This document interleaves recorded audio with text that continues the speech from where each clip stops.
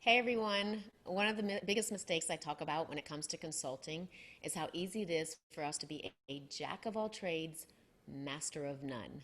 That is one of the greatest mistakes. Why? Because we naturally do as educators. For example, one of the things that often happens is you are asked, could you teach this grade level this year?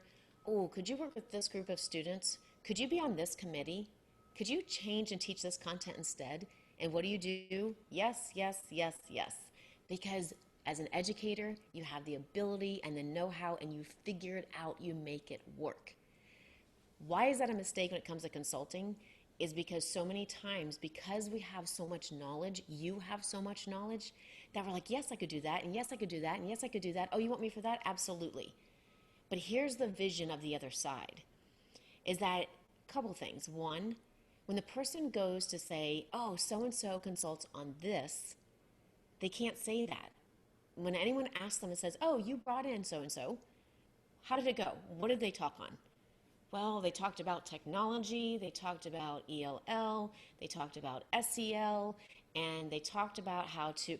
You see, this person's like, all this conversation. What ends up happening is when the person is thinking, oh, they do that and that and that, now they get overwhelmed and you become less memorable.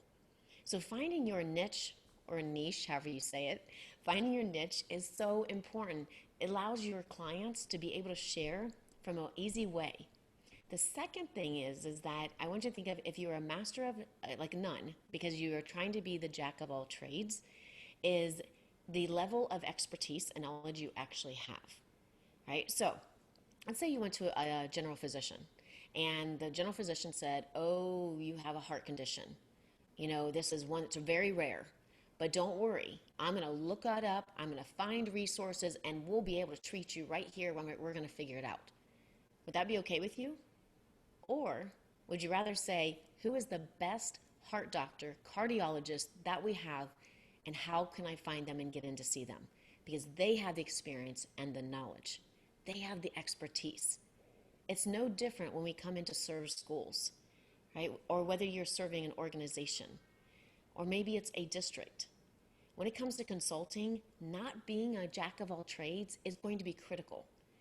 The second piece that also keep in mind too, or another piece to keep in mind, is the fact that you end up inventing the wheelhouse over and over and over because you're learning about this and creating it. And then you're learning about this and you're creating it. And then you implement it and you learn this and this and this. And you continue to like be scattered and you have knowledge, yes. But what level of experience and expertise do you actually bring to the table with that? And you will drive yourself crazy because you're constantly figuring out how to do different things, creating, delivering, instead of really standing solid on a foundation of what you know. That is so important. And that leads me into when we talk about shine, because hi, I'm Lavana from Ignite Your Shine. And the letters of S and H and shine stand for two different things. The S is about self. What are your strengths, gifts, skills, and talents? And H is heart. What is your passion? When it comes to consulting, I highly recommend that whatever niche you decide, that you choose one that has to do with your strengths and it has to do with your passions. Because there is a lot that goes into consulting. It is not just saying, hey, I think I'm going to do this. Great. And here you go. And you wing it and you make it happen.